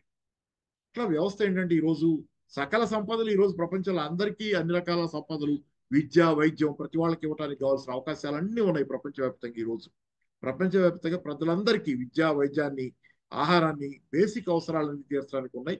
కానీ మనిషి గ్రీడీగా మారిన తర్వాత ఏంటంటే గాంధీ కూడా చెప్తారు కదా ఒకసారి, ప్రపంచంలో మనుషుల అవసరానికి సరిపడా అంతా ఉంది కానీ మనుషుల దురాశకి సరిపడైతే ఇక్కడ ఏమి అందరికి ఇవ్వడానికి లేదనేది. కాబట్టి ఈ రోజు ఏంటంటే కొద్దిపాటి మంది దురాశ, వాళ్ళ తాలూకు పోకడలు ఇవన్నీ ప్రపంచవ్యాప్తంగా అసమానతలు ఇలా పెరిగి ఇంతమంది బాధపడటానికి కారణం అవుతున్నాయి అనేది నిజం. సరే ఇప్పుడు ఈ అసమానతలు పెరగటం వెనక ఇంకా కొత్త కొత్త కొత్త ఫ్యాక్టర్స్ కూడా వచ్చి చేరుతున్నాయి. ఆర్టిఫిషియల్ ఇంటెలిజెన్స్ లాంటివి వస్తున్నాయి. ఇవన్నీ వచ్చిన తర్వాత ఏంటంటే నిరుద్యోగం పెరుగుతుంది, అసమానతలు మరింతగా పెరిగే అవకాశం, పెరుగుతున్న పరిస్థితులు. ఓవరాల్ గా ప్రపంచవ్యాప్తంగా ఈ రోజు ఉన్నటువంటి వాతావరణం ఏంటంటే it is a powder keg. Oxfam సంస్థ ఇవ్వటమే కాదు రిపోర్టు. ప్రపంచవ్యాప్తంగా పెద్ద చర్చ దేని గురించి? భారతదేశంతో సహా అన్ని దేశాల్లో చర్చ, భారతదేశంతో సహా ఇక్కడ మీకు అసమానతల గురించి చర్చ. ధనవంతులు ధనవంతులు అవుతున్నారు, పేదవాళ్ళు పేదవాళ్ళు అవుతున్నారు. సో ఇందాక నేను చెప్పింది ఇన్హెరిటెన్స్ ఒక కారణం. ఈ బిలియనీర్ల దీనిలో వాళ్ళు కష్టపడి సంపాదించింది కాదు. రెండోది ఏంటంటే క్రోనియిజం. గుర్తొచ్చి చెబుతున్నాం అది. క్రోనియిజం అంటే ఏంటంటే ఆశ్రిత పక్షపాతం అనేది. అంటే దానిలో దానికి ఒక ముక్కలో చెప్పింది ఏంటంటే ఆక్స్ఫామ్ నివేదిక, నువ్వు ధనవంతుడు అవటానికి పైకి రావడానికి ఏంటంటే కావాల్సింది వాట్ యు నో కాదు, నీకేం తెలుసు అనే దానివల్ల నువ్వు పైకి రావటం ధనవంతుడు అవటం లేదు. క్రోనియిజంలో హూ యు నో, నీకు ఎవరు తెలుసు అనే దాన్ని బట్టి నీ జీవితం ఉంటుంది. నీ పరిచయాలు, నీకు ఉన్నటువంటి కాంటాక్ట్స్ బట్టి నీ జీవితం ఉంటుంది తప్పితే నీకు ఎంత తెలుసు, నీ ఎంత జ్ఞానం అనే దాన్ని బట్టి నీ ప్రపంచం ఉండదు, నీ జీవితం ఉండదు అనేది. దానిలో భాగంగానే ఈరోజు మనం అదానీ వ్యవహారం భారతదేశంలో వింటానే ఉన్నాం. కళ్ళ ముందు కదా అతను ఎదిగింది, ఎదుగుదల. సరే దాని గురించి పెద్ద చర్చలోకి వెళ్ళను, భిన్నాభిప్రాయాలు ఉండొచ్చు. కానీ ఏదైనా కానీ ఏంటంటే కళ్ళ ముందు కనపడుతున్న క్రోనీ క్యాపిటలిజం అనేది ప్రపంచవ్యాప్తంగా ఈరోజు ఎలన్ మస్క్ ఉన్నాడు. ఎలన్ మస్క్ తన వ్యాపారాన్ని పెంచుకోవడానికి ట్రంప్ను వాడుకోవటం లేదంటే మనం నమ్మలేం. ఉదాహరణ టెస్లా కార్ల కంపెనీ గురించి తీసుకుంటే నిన్నటిదాకా భారత ప్రభుత్వం చాలా సీరియస్ గా టెస్లా గనక ఇండియాలోకి రావాలంటే చాలా షరతులు పెట్టింది. టెస్లా కార్ల కంపెనీకి చాలా షరతులు పెట్టింది. మీరు ఇక్కడే ఉత్పత్తి చేయాలి, ఎక్కడో ఉత్పత్తి చేసి ఇక్కడ అమ్మకూడదు, ఇట్లాంటి లేక ఇక్కడ ఉత్పత్తి చేస్తే లోకల్ గానే 30% మీరు పరికరాలు విడిభాగాలు కొనాలి, ఇట్లాంటివన్నీ చాలా అడిగారు మనవాళ్ళు. ఇప్పుడేమైంది? ట్రంప్ ఆప్తుడయ్యాడు ఆయన. ఇవాళ నాకు వచ్చిన వార్తలు నేను చూసిన దాని ప్రకారం 0% ట్యాక్స్ తో భారతదేశంలోకి టెస్లా కార్లు రాబోతున్నాయి. నిన్నటిదాకా అది లేదు. ఎలన్ మస్క్ మనం డిక్టేట్ చేసాం. ఇవాళ ఎలన్ మస్క్ ట్రంప్ తో ఉన్న కాంటాక్ట్ తో మనకు డిక్టేట్ చేస్తున్నాడు. క్విట్ ప్రోకో అది. లేకపోతే క్రోనియిజం, అది కూడా క్రోనియిజమే కదా. ఆయనకున్నటువంటి దేశాధ్యక్షుడితో ఆయన పరిచయం ఇక్కడ వ్యాపారంలో ఉపయోగపడుతుంది. క్రోనియిజం ఆయన ఎదుగుదలలో అదో భాగం. సో ఇవన్నీ ఏంటంటే మనకున్న పరిచయాలు ముఖ్యమవుతున్నాయి తప్పితే మనకున్న జ్ఞానంగా అనేటువంటి వాతావరణం. సో ఓవరాల్గా ఏంటంటే మీకు ఒకటి రెండు మూడు పుస్తకాలు చెప్పాను నేను. ఒకటి ఏంటంటే మెయిన్ గా దళారీ పశ్చాత్తాపం చూడండి. దానిలో చాలా ఇంట్రికేట్ గా చెప్పాడు ఆపరేషన్ ఎలా ఉంటుంది. ఒక దళారీ వ్యక్తి ఈ పెట్టుబడిదారీ సంస్థల తరఫున పెట్టుబడిదారీ వాళ్ళ పెట్టుబడిదారుల తరఫున ఆపరేట్ చేసే వివిధ దేశాల్లో బహుళజాతి కంపెనీల తరఫున ఆపరేట్ చేసే వ్యక్తి ఎలా పాలకులను లొంగదీస్తాడు, ఎలా రకరకాల రూపాల్లో అతను ఆ దేశాల్లో తమ సామ్రాజ్యాన్ని విస్తరిస్తాడు అనేది ఆ పుస్తకం దళారీ పశ్చాత్తాపం. ఇంగ్లీష్ లో అయితే confessions of an economic hit man, పేరు మర్చిపోయాను. Confessions of an economic hit man, author పేరు గుర్తులేదు. తర్వాత ఇప్పుడు ఇదేమో conditions of the working class in England. అది చదివితే చదవండి, లేకపోతే లేదు. ఇందాక వచ్చిన సాధనలో చెప్పాను. ఓవరాల్ ఇవ్వండి ఇట్లా ఏంటంటే ఇంకా మీకు అసమానతలు చూసుకునేటట్లయితే ధనిక దేశాల్లో కంటే కూడా పేద దేశాల్లో అసమానతలు ఎక్కువ ఉన్నాయి. ఉదాహరణకి ఆఫ్రికా, ఆసియా, మిడిల్ ఈస్ట్ లో ఉన్నటువంటి అంటే ఇవన్నీ సాధారణంగా పేద దేశాలు, సామాన్యమైన డెవలపింగ్ కంట్రీస్ కింద చూస్తాం. ఈ దేశాల్లో టాప్ 1% ధనవంతులకి దేశ సంపదలో 20% పోతుంది. కాగా యూరోప్ లో టాప్ 1% ధనవంతులకు పోతుంది కేవలం 10%. అంటే పేద దేశం ఇంకా అది ఒకటి. అంటే యూరోప్ ఆ దేశాల్లో కంటే కూడా పేద దేశాల్లో అసమానతలు ఎక్కువ ఉన్నాయి. ఇంకోటి ఈ రిపోర్ట్ చెప్పిన చాలా ఇంపార్టెంట్ విషయం ఏంటంటే మహిళల శ్రమ గురించి. ప్రపంచంలో ఈ అన్పెయిడ్ లేబర్ చేస్తున్న మహిళలు అంటే ఇళ్లలో పనిచేసి ఇళ్లలో వాళ్ళ ఇళ్లలో వాళ్ళు పనిచేయనివ్వండి, అన్పెయిడ్, అది పని కింద గుర్తించబడదు. బట్టలు ఉతకనివ్వండి, ఇల్లు వంట చేయనివ్వండి, ఇల్లు ఊడవనివ్వండి, ఇంకోటి చేయనివ్వండి, నీళ్లు తేనివ్వండి, పోయి నీళ్లు లేని చోట బయటికి పోయి 1 కిలోమీటర్ 2 కిలోమీటర్ నీళ్లు తేనివ్వండి, పిల్లల్ని పెంచడానికి చేసే తాపత్రయం కష్టాలు ఏమైనా పడియండి, ఇదంతా అన్పెయిడ్ లేబర్. ఈ అన్పెయిడ్ లేబర్ వాల్యూ ఎంత ఉందని చెప్పాయంటే ప్రపంచవ్యాప్తంగా ఈ అన్పెయిడ్ లేబర్ వల్ల కూడా ధనిక దేశాలు లాభపడుతున్నాయని. ఎందుకంటే అన్పెయిడ్ లేబర్ వెనకుంటే కానీ పేద దేశాల్లో ఇతరులు పనిచేయలేరు సంపద సృష్టిలో. కాబట్టి అన్పెయిడ్ లేబర్ వాల్యూ ఎంత చెప్పాయంటే టెక్నాలజీ కంపెనీలు సృష్టిస్తున్న సంపద కంటే 3 రెట్లు ఎక్కువ అన్పెయిడ్ లేబర్. ఉమెన్ చేస్తున్న అన్పెయిడ్ లేబర్ తాలూకు వాల్యూ ఎంత ఎక్కువ అంటే టెక్నాలజీ కంపెనీలు సృష్టిస్తున్న సంపద కంటే 3 రెట్లు ఎక్కువ ఇది అనేది. సో ఇట్లాంటి చాలా ఐ ఓపెనింగ్ గణాంకాలు చాలా చోట్ల ఇది మనం కెన్ కోట్. అంటే ఇది మనం వేలాది ఉపన్యాసాలు ఇచ్చే కంటే కూడా ప్రపంచవ్యాప్తంగా ఉన్నటువంటి అసమానతలు, దానివల్ల నీకు రెండో వాళ్ళకు ఉన్న తేడా అనేది, ఆర్థికంగా నీకు నువ్వు వేరే వాళ్ళు ఎలా ఉన్నారు, ఇంత గ్యాప్ ఎందుకు ఉంది మీ మధ్య అనేది, ఇట్లాంటి విషయాలు జనం మీద బాగా ప్రభావం చూపిస్తాయి. ఉదాహరణ మీరు తీసుకుంటే ఒక దేశం పేద దేశంగా ఉన్నప్పుడు చైనా ఒకప్పుడు ఉదాహరణ యువత. చైనా ఒకప్పుడు మావో కాలంలో చాలా అంటే పేద దేశం, ఒక రకం మా పేద దేశం, మనకంటే కూడా వెనక పేద దేశం. కానీ ఆ దేశంలో ధనవంతులు ఎవరు లేరు, విడిగా అసమానతలు లేవు, అందరూ ఒకేలాగా పేదోళ్ళుగా ఉండేవాళ్ళు. అందరిలో పేదరికం, అందరికీ ఒకే స్థాయి జీవితం ఉండేది. అలా లెవెల్ చేయబడ్డారు. అప్పుడు అసంతృప్తి లేదు జనాల్లో. గినీ ఎఫిషియంట్ అంటాం, గినీ కోఎఫిషియంట్ అంటాం దాన్ని. గినీ కోఎఫిషియంట్ అంటే ఒక దేశంలో ఉన్న ఆర్థిక అసమానతలు ఏ స్థాయిలో ఉన్నాయో కొలిచే కొలబద్ద అది. గినీ కోఎఫిషియంట్ కనుక ఎక్కువ ఉంటే ఆ దేశంలో సామాజికంగా విస్ఫోటనాలు వచ్చే అవకాశం ఎక్కువ. 0 ఉంటే బాగుందని, 1 ఉంటే మాక్సిమం అసమానత ఉందని ఆ దేశంలో. ఈ 5%, 0.5 పైన ఎక్కడున్నా కానీ ఆ దేశంలో సామాజిక విస్ఫోటనాలు వచ్చే అవకాశం, ఎందుకంటే అసమానతలు బాగా పెరిగినాయి. సో అట్లా చైనా ఒకప్పుడు 0 ఉండేది, దరిదాపుగా 0 అంటే ఆ పరిసరాల్లో ఉండేది. అసమానతలు లేని దేశంగా ఉంది మావో కాలంలో. తర్వాత కాలంలో సంపద సృష్టి పెరిగింది, సంపద పెరిగింది, ఆ దేశం ధనవంతమైన దేశంగా మారింది. కానీ ఈ రోజు ఆ దేశంలో అసమానతలు వచ్చినాయి. ఇప్పుడు మీరేమవుద్ది, ఆ రోజు ఉన్న వాళ్ళు తన కాలంలో మనుషులతో పోల్చుకొని అంటే పోల్చుకోవడానికి ఎవరితో పోల్చుకుంటాం, మన కాలం మనుషులతో మనం పోల్చుకుంటే సాపేక్షం. ఇప్పుడు పేదరికం కానీ అసమానత అనేది సాపేక్షం. ఆ రోజున వాళ్ళకి అది పెద్ద విషయం కాదు. అది ఒక రకంగా తక్కువ అవసరాలతో బతకడం కానీ అన్ని అందరు చేస్తుంది నాకదే. కాబట్టి అసంతృప్తి ఉండదు జనాల్లో. కానీ ఎప్పుడైతే అసమానతలు పెరిగిపోతాయో పైవాడితో కింద వాడు నిత్యం పోల్చుకుంటుంటాడు. ఈ పోల్చుకునే క్రమంలోనే అసంతృప్తులు మొదలవుతాయి. కాబట్టి సామాజిక అసమానత అనేది, పేదరికం అనేది ఎప్పుడు సాపేక్షం. ఒకప్పుడు కంటే మనం ఇప్పుడు బాగున్నామంటే బాగున్నాం, తిండికి గుడ్డకి షెల్టర్కి చాలా అవసరాలకి కొరత లేదు ఈరోజు. కానీ ఈరోజు మన కాలంలో మన ఇతర మనుషులతో పోలిస్తే మనం ఎలా ఉన్నామంటే చాలా కింద ఉన్నామని చూసుకున్నప్పుడు అసమానత, అది అసంతృప్తి అక్కడ వస్తుంది. గతంలో కంటే మనం బాగుండొచ్చు, అది కాలక్రమేణా జీవితాలు మెరుగుపడి ఉండొచ్చు. కానీ మెరుగుపడ్డదానికంటే కూడా ప్రస్తుతం నా స్థితి ఏంటి ఇతరులతో పోలిస్తే అనేది ప్రభావం ఎక్కువ చూపిస్తుంది. సో ఇట్లా సాపేక్షం. ఇప్పుడు పేదరికం కానీ అసమానతలు అనేవి కూడా సాపేక్షమైనవి. కాబట్టి ఈరోజు ప్రపంచవ్యాప్తంగా ఒక పౌడర్ కేక్ వాతావరణం, విపరీతమైన స్థాయిలో అసమానతలు పెరిగిపోయి సంపద గుట్టలు ఒక చోట పోగుబడుతున్నాయి, పేదరికం ఒక చోట పెరిగిపోతున్న పరిస్థితి ఉంది. కాబట్టి ఈ సంపద పంపిణీ సరిగ్గా లేదు. దీనిలో అనంత నాగేశ్వరన్ ఈ మధ్యకాలంలో అనేది chief economic adviser to government of India, ఆయన ఒక 4-5 నెలల క్రితం వచ్చి బయట మాట్లాడాడు. ఏమంటే Q2లో భారతదేశం వృద్ధి రేటు అంటే జూలై సెప్టెంబర్ 2024లో అంటే Q2, అది 2025 ఆర్థిక సంవత్సరంలో, దానిలో వృద్ధి రేటు 5.4% పడిపోయింది, జీడిపి వృద్ధి రేటు భారతదేశానికి. దాని గురించి ఆయన మాట్లాడుతూ దీనికి కారణం ఏంటంటే కార్పొరేట్ కంపెనీలు తమకు వచ్చిన ఆదాయంలో ఎక్కువ భాగాన్ని వెనకాల దాచుకుంటున్నాయి, లాభాలుగా పెట్టేసుకుంటున్నాయి. కార్మికుల జీతాలు బాగా పెంచట్లేదు, ఉద్యోగుల జీతాలు పెరగటం లేదు, కార్మికులకు వాటా ఇవ్వటం లేదు. పెరిగిన సంపదలో కార్పొరేట్ కంపెనీలు కార్మికులు ఉద్యోగులకి సరైన వాటా ఇవ్వటం లేదు, వాళ్ళ జీతాలు పెంచట్లేదు. కాబట్టి వాళ్ళ ఆదాయాలు పెరగక మార్కెట్లో అమ్మకాలు మందగించడం వల్ల, అంతే కదా, జనాల దగ్గర డబ్బులు ఉంటేనే అమ్మకాలు జరుగుతాయి మార్కెట్లో, అమ్మకాలు మందగించడం వల్ల ఆర్థిక వ్యవస్థలో మందగమనం ఏర్పడి వృద్ధి రేటు 5.4%కి Q2లో పడిపోయింది అనేది ఆయన వాదనగా తెచ్చాడు. సరే అది ఒకటే కారణం కాదు, ఒక కారణం, నిజమే కారణం. చాలా సంవత్సరాలుగా, గత అనేక సంవత్సరాలుగా ముఖ్యంగా భారతదేశంలో మన కళ్ళ ముందు కనపడేది, ప్రపంచవ్యాప్తంగా చాలా చోట్ల జరుగుతుంది, కార్మికుల వాటా ఉద్యోగస్తుల జీతాలు పెరగటం. కార్మికులకు వస్తున్న జీతాలు కానీ ఉద్యోగస్తులు యాక్చువల్గా మైనస్లో ఉన్నాయి. ద్రవ్యోల్బణంతో పోలిస్తే నిజాదాయాలు ఏదైనా పోయిన సంవత్సరం 10 రూపాయలకు దొరికే సరుకు ఈరోజు 12 రూపాయలకి అది కొనాల్సి వస్తే నిజాదాయం పడిపోయినట్టే. మన ఆదాయం కనుక ఆ మేరకు పెరగకపోతే నిజాదాయం పడిపోయినట్టు. నిజాదాయాలనే గత దశాబ్ద కాలంగా ప్రజల పడిపోతున్నాయి పెరగటం. ఉద్యోగస్తులు వెళ్ళాయి. అందుకనే ఈరోజు మాంద్యం స్థితికి కారణం కూడా కార్పొరేట్ కంపెనీలు లాభాల రూపంలో వెనకేసుకుంటున్నాయి ఎక్కువ. ఆ ఉద్యోగస్తుల జీతాలు పెరగడం అనేది చాలా తగ్గిపోయింది. మళ్ళీ పెరుగుదల అసలు లేదు. నెక్స్ట్ ఇయర్ ఏదో నెక్స్ట్ క్వార్టర్ లోనూ పెంచుతామని చెబుతున్నారు.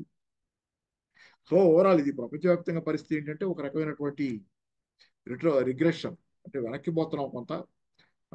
సామాన్య జనం ఆదాయాలు పడిపోతున్నాయి, కార్పొరేట్ ఆదాయాలు పెరుగుతున్నాయి. ప్రపంచవ్యాప్తంగా ఉన్న అసమానతలే దేశాల మధ్య మరింతగా ప్రస్ఫుటంగా కనపడే విధంగా దానికి కారణంగా ఏంటంటే గతంలో ఉన్న వలసవాదం తాలూకు ఎఫెక్ట్ ఈ రోజుకి పోలేదు. అనేది మనం second field we are playing we are all. ఏ దేశాలైతే ఇతర దేశాలకు వలసలుగా ఉన్నాయో వీఆర్ ఆల్ ఇంకా ఇంకా సెకండ్ ఫీల్డ్ లో ఉన్నాం. మనకి స్వతంత్ర ఇది అనేది ఇంకా రాలేదు అనేది ఆర్థికంగా. రాజకీయంగా మన ఓటు మనం వేసుకుంటున్నాం, మన పాలకులు మనం డిసైడ్ చేసుకుంటున్నాం, కానీ ఆర్థికంగా స్వాతంత్ర్యం రాలేదనే నినాదం ఈ రోజు మళ్ళీ కళ్ళ ముందు కనపడతా ఏరు ఇట్లా మన దగ్గర నుంచి సంపద ఏ విధంగా ఏకపక్షంగా ధనిక దేశాలకు వెళ్తుంది అనేది కూడా కనపడుతుంది. రెండోది ఒక మాట చెబుతాం, వారన్ బఫెట్ వీలైతే చూడండి. వారన్ బఫెట్ ఆ మధ్యకాలంలో మాట్లాడుతూ ఒక మాట అన్నాడు, ట్రికిల్ డౌన్ అనే సిద్ధాంతం వచ్చింది అప్పుడు. ట్రికిల్ డౌన్ అంటే ట్రికిల్ డౌన్ గురించి మాట్లాడితే, ట్రికిల్ డౌన్ అంటే ఏంటంటే ప్రభుత్వం రాయితీలు ఇచ్చేటప్పుడు కానీ ప్రభుత్వం బడ్జెట్ వేస్తుంది, బడ్జెట్ లో సంపద పంపిణీ చేస్తుంది, తనకు వచ్చిన ఆదాయాన్ని ప్రజల ఏ ఏ వర్గానికి ఎవరికి ఎట్లా కేటాయించాలని నిర్ణయిస్తుంది. 1980ల ముందు ఈ నిర్ణయాలన్నీ ఎలా ఉండేవి సంక్షేమ రాజ్యం ప్రకారంగా ఉండేవి. ప్రభుత్వానికి వచ్చిన ఆదాయాన్ని, ట్యాక్స్ ఆదాయాన్ని దేన్నో ప్రభుత్వం సామాన్య జనం వెల్ఫేర్ కోసం ఎక్కువ ఖర్చు పెట్టడం ఉండేది. దాన్ని వెల్ఫేర్ స్టేట్ అన్నారు 1980ల దాకా. 1930లో సంక్షోభం తర్వాత మొదలై ప్రపంచంలో సంక్షేమ రాజ్యాలు వచ్చినాయి. అమెరికా లాంటి దేశాలు కానీ, బ్రిటన్ కానీ దేశాలన్నింటిలో సంక్షేమ రాజ్యాలు 1980ల దాకా నడిచినాయి. ఆ సంక్షేమ రాజ్యాల్లో ఏంటంటే ప్రభుత్వాలు ఏదైనా ఖర్చు పెట్టేటప్పుడు కానీ, చట్టాలు చేసేటప్పుడు కానీ, ఇత్యాది విషయాల్లో కార్మికులకు అనుకూలంగా చట్టాలు చేయటం, కార్మిక సంఘాలు ఉంటే వాటిని ఉండనే ఉంటాం, కార్మిక సంఘాలు బలంగా ఉండటం అవసరమని ఫీల్ అయింది ఆ రోజు. ఎందుకంటే బేరసారాలు అనే శక్తి, బేరసారాలు ఆడగలగటం, కార్మికుల జీతాలు, పని పరిస్థితులు మెరుగు చేసుకుంటే గానీ వ్యవస్థ బాగుండదు, ఇట్లా ఒక ఆలోచన ఉండేది. అందుకని కార్మికులు, ఉద్యోగస్తులు, సామాన్య జనం బాగుంటే వ్యవస్థ బాగుంటుంది అనే సిద్ధాంతం 1980ల దాకా సంక్షేమ రాజ్యంలో నడిచింది. దాని ప్రకారం ఏంటంటే వీళ్ళ జీతాలు బాగుండేవి, వీళ్ళ పని పరిస్థితులు బాగుండేవి. 1980లో దీన్ని తలకిందులు చేశారు. 1980ల దాకా నడిచిన సంక్షేమ రాజ్య సిద్ధాంతాన్ని డిమాండ్ మేనేజ్మెంట్ అంటారు. డిమాండ్ మేనేజ్మెంట్ అంటే డిమాండ్ ఎక్కడి నుంచి వస్తుంది? మన కొనుగోలు శక్తి నుంచి వస్తుంది. ఎవరి కొనుగోలు శక్తి? కోట్లాను కోట్ల మంది సామాన్య జనం, ఉద్యోగస్తులు, వీళ్ళే మెజారిటీ. 99%, 99% దాకా ఉద్యోగస్తులు, సామాన్య జనం, మధ్య మామూలు వాళ్ళు ఎవరైతే పని చేసుకుని పోతారో వాళ్ళే ఉంటారు. అత్యంత ధనవంతులు 1% ఉంటారు. ఈ 99% మంది ఆదాయాలు బాగుంటే వ్యవస్థ బాగుంటుంది అనేది వీళ్ళ డిమాండ్. అంటే వీళ్ళ కొనుగోలు శక్తి బాగుండాలనేది ఆ రోజు సిద్ధాంతం సంక్షేమ రాజ్యంలో, డిమాండ్ మేనేజ్మెంట్ అనేది. 99 ఆ తర్వాత 1980ల తర్వాత ఈ సిద్ధాంతం మార్చేశారు. దానికి కారణాలు ఉన్నాయి, దాని జోలికి పోను ఇప్పుడు, మళ్ళీ అది పక్క టోటల్ డివియేషన్. మార్చి తలకిందులు చేశారు దీన్ని. డిమాండ్ మేనేజ్మెంట్ స్థానంలో supply management, supply side economics తెచ్చారు. అంటే ఏంటంటే కింద వాళ్ళ ఆదాయాలు బాగుంటాం కాదు ముఖ్యం, పైవాళ్ళు బాగుండాలి, పైవాళ్ళు బాగుంటే వ్యవస్థ బాగుంటుంది, కార్పొరేట్లు బాగుంటే వ్యవస్థ బాగుంటుంది. దానికి ఈ రివర్స్ చేయడం కోసం వీళ్ళు చెప్పిన ఈ సూత్రీకరణ ఏంటంటే మార్గరెట్ థ్యాచర్ బ్రిటన్లో, అమెరికాలో రొనాల్డ్ రేగన్ ఈ సిద్ధాంతాన్ని తెచ్చారు. వాళ్ళు చెప్పింది ఏంటంటే మార్గరెట్ థ్యాచర్ గారు వాళ్ళు కింద వాళ్ళకి కనుక మీరు ఇస్తా పోతే, కార్మికులు, మామూలు జనానికి కనుక వాళ్ళ సంక్షేమం చూసి వాళ్ళని ఆరాంగా హాయిగా కడుపు నిండితే కనుక వాళ్ళకి వాళ్ళు పనిచేయరు, సోమరిపోతులు అవుతారు. There is no free lunch అందాం, ఉచిత భోజనం లేదు, వీళ్ళు కష్టపడి పని చేసుకుని సంపాదించుకోవాలి, అప్పుడే వాళ్ళు బాగుంటారు. కాబట్టి వీళ్ళకి ఇవ్వద్దు, మామూలు జనానికి ఇవ్వద్దు, వాళ్ళు సోమరిపోతులు అవుతారు, ఏది వాళ్ళకి బాగా చేయొద్దు, వాళ్ళ సంక్షేమ రాజ్యం పేరుతో ఆరాంగా ఉండేవద్దు వాళ్ళు. అట్లా వాళ్ళు బాగుంటే కనుక వాళ్ళు పని చేయరు. కాబట్టి వాళ్ళకి ఇవ్వద్దు. ఎవరికి ఇవ్వాలి? పై వాళ్ళకి ఇవ్వండి, కార్పొరేట్లకు ఇవ్వండి. కార్పొరేట్స్ వాళ్ళకి కనుక ఇస్తే కనుక మీరు రాయితీలు కానీ ఇది కానీ, కార్పొరేట్లు పెట్టుబడులు పెడతాయి, పెడితే కింద వాళ్ళకి ఉద్యోగాలు వస్తాయి. దీన్ని ట్రికిల్ డౌన్ సిద్ధాంతం అని చెప్పారు.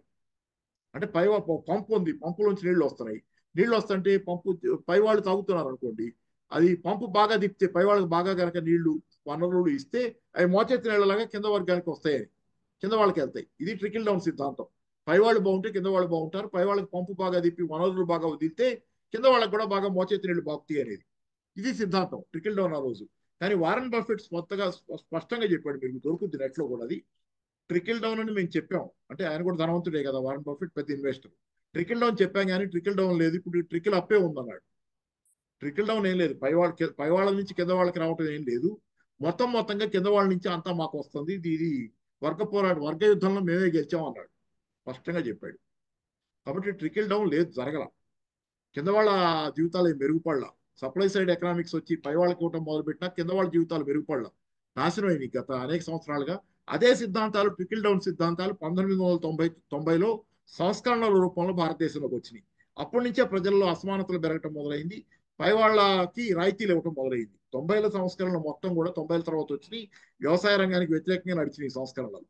వ్యవసాయాన్ని నిర్లక్ష్యం చేసి కార్పొరేట్లను పోషించడం. అలాగే రెండో పక్కన మీకు రాయితీలు అన్ని కూడా కార్పొరేట్లకు ఇస్తున్నారు. సామాన్య జనానికి ఇచ్చే సంక్షేమం మీద కోతలు పెడతా వస్తున్నారు. సంక్షేమ పథకాలన్నీ కోతలు పడుతున్నాయి. ఉదాహరణ ఫెర్టిలైజర్, ఫ్యూయల్, ఫుడ్, ఈ సబ్సిడీలు నెమ్మది నెమ్మదిగా కోతలు పడుతున్నాయి. కోతలు తగ్గిపోతున్నాయి. సబ్సిడీలన్నీ తగ్గిస్తున్నారు. దాని మీద చర్చ కూడా పెడుతున్నారు. ఉచితాలకు వ్యతిరేకంగా చర్చ పేరుతో రేవడీ కల్చర్ అని మోడీ గారు మాట్లాడినా ఉచితాలు వద్దని, ఉచితాలంటే సంక్షేమం కూడా వద్దని, అసలు ఏది ఇవ్వకు చిన్నవాడికి. కానీ ఇట్లా అట్లా ఆగుతున్నారా వీళ్ళు?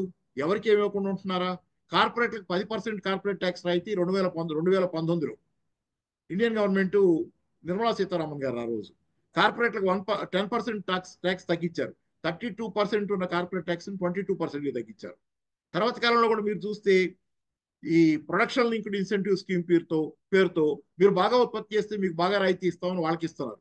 కానీ మన మీద జిఎస్టీ పెంచుతున్నారు. సామాన్య జనం మీద పర్సనల్ ఇన్కమ్ ట్యాక్స్ చాలా పెద్ద ఎత్తున పే చేస్తున్నారు మిడిల్ క్లాసెస్. ఈ మధ్య ఏదో రాయితీ ఇచ్చామన్నారు, కానీ అది కూడా పెద్ద నిఖార్సుగా పనిచేసే రాయితీ కాదు. అంటే ద్రవ్యోల్బణం ఆల్రెడీ పెరిగింది. డబ్బు కొనుగోలు శక్తి పడిపోయిన తర్వాత మొన్న మీరు ఇచ్చిన 12 లక్షల ట్యాక్స్ స్లాబ్కి పెంచినా దానిలో 70-80 వేలు మిగులుతాయి. యావరేజ్ ఎంప్లాయీకి మిగిలేదు 70-80 వేలు. ఆల్రెడీ మనీ వాల్యూ పడిపోతుంది ద్రవ్యోల్బణంలో. కాబట్టి 70-80 వేలు పెద్ద రాయితీ కాదు. సో ఓవరాల్ ఏంటంటే ఈ మధ్యకాలంలో ఇచ్చిన రాయితీ అదొకటి. ఓవరాల్ గా ఏ బడ్జెట్ లో కూడా సామాన్య జనానికి రాయితీలు లేవు. వాళ్ళ మీద భారాలు వేస్తున్నారు. పాప్కార్న్ మీద కూడా పన్ను వేశారు. కింద వాళ్ళకి రాయితీలు ఇవ్వద్దు, పై వాళ్ళకి ఇవ్వండి సిద్ధాంతం నడుస్తుంది. ఇదే అసమానతలు పెంచింది గత 30 ఏళ్లుగా సంస్కరణల కాలంలో. ఆ అసమానతలకు వ్యతిరేకంగా వచ్చింది ఆక్స్ఫామ్ రిపోర్ట్. ఈ అసమానతలు ఎలా పెరిగినాయి అని ఆ మాటలు వాడలా. రిపోర్ట్ సంస్కరణ ఈ మాటలు దీనిలో వాడలేదు, కానీ సారంలో మనకు కనపడేది అది. ఇవన్నీ ఏంటంటే కలోనియలిజం పేరుతో తీసుకున్నారు వాళ్ళు. కలోనియల్ దోపిడీ ఇంకా కొనసాగుతుంది అన్నారు, కానీ ఒక దేశంలో జరుగుతున్న దీనిలో ఎలా అసమానతలు పెరగటం వెనక సంస్కరణలు అనే పేరుతో జరుగుతున్న ఆ విధానాలు మార్గరెట్ థాచర్తో మొదలై పైవాడికి ఇవ్వండి కిందవాడికి కాదని ఎట్లా మొదలైంది, దానిలో ఆ క్రమంలో జరిగిన కార్మిక వర్గ వ్యతిరేక నిర్ణయాలు, ఉదాహరణ రిఫార్మ్స్ చేస్తూ ఉంటాయి. దీనిలో కూడా చెప్పారు ఆక్స్ఫామ్ నివేదికలో కూడా కార్మిక అనుకూల నిర్ణయాలు ఉండేటట్లు ఇవాళ మర్చిపోయారు. దానిలో కాదు, ఇవాళ సాక్షులు దీనిలో రాశారు వినోద్ కుమార్ గారు. ఆయన కరీంనగర్ ఎంపీగా చేస్తున్నారు. ఆయన కూడా ఇవాళ అసమానతల గురించి వాటి గురించి ఒక మంచి వ్యాసం రాశారు ఆయన. ఇది పేపర్ సాక్షి అనుకుంటా. సో చెబుతుంది ఏంటంటే ఓవరాల్ గా అసమానతలు పెరగటం వెనక ఈ నిర్ణయాలన్నీ ఎట్లా పనిచేస్తా వస్తున్నాయి, ఏం చేస్తున్నాయి, ఏం జరుగుతుంది అనేది చెప్పారు. చాలా ఉన్నాయి, ఈ రిపోర్ట్లు చాలా ఉన్నాయి. అసమానతల గురించి ప్రపంచం మొత్తం పెద్ద చర్చ నడుస్తుంది. దానిలో ఒక కంట్రిబ్యూషన్. కానీ ఒక దేశంలో అసమానతల వెనక ఈ సైద్ధాంతికమైనటువంటి పునాది మార్పు ఎలా అనేది దీనిలో పెద్ద చర్చ లేదు ఆక్స్ఫామ్ రిపోర్ట్లో. దానిలో ప్రధానంగా ఏంటంటే అసమానతలు ఉన్నాయని చెప్పారు, కానీ దాని వెనుకున్న కారణాల్లో ఎక్కడ మొదలైంది ఇది అనేది మార్గరెట్ థాచర్, రొనాల్డ్ రేగన్ నుంచి సంక్షేమ రాజ్యాన్ని కూలదోయటం, దాని నుంచి దాని ఆరిజిన్స్, డిమాండ్ మేనేజ్మెంట్ సిద్ధాంతాన్ని తీసేసి దాని స్థానంలో సప్లై సైడ్ మేనేజ్మెంట్ తేవటం, అది ఎలా ఈ రోజు ప్రభుత్వాలు దాన్ని అనుసరిస్తున్నాయి, దానివల్ల అసమానతలు ఎలా పెరుగుతున్నాయి, ఈ లోతుకైతే ఈ విషయాల్లోకైతే అది పోలా. రిపోర్ట్ ఎక్కడా పోలేదు. అసమానతలు పెరిగినాయి అని చెప్పింది, యాక్చువల్ డేటా ఇచ్చింది అంతే. ఆ డేటాని మనం ఇంటర్ప్రిట్ చేసుకునేటప్పుడు దానికి సైద్ధాంతికమైనటువంటి ఫ్రెష్ అండ్ బ్లడ్ కూడా యాడ్ చేస్తే మరింత క్లియర్ గా మనకు అర్థమవుతుంది అనేది ఇది. అందుకని ఇట్లా జరుగుతుంది. అది అసమానతలు పెరగడం వెనక ఏంటంటే సైద్ధాంతికమైన ఒక చట్టం ఉంది. దాని అంతటా అదిగా పెరిగిపోవటంలా సైద్ధాంతిక చట్టం ఉంది. ప్రపంచ దేశాల్లో ప్రజల మధ్య అసమానతలు పెరగటంలో సైద్ధాంతిక చట్టం ఆలోచన విధానం ఉంది. ఈ ఆలోచన విధానానికి వ్యతిరేకంగా కూడా బ్యాక్లాష్ మొదలవుతుంది చాలా దేశాల్లో.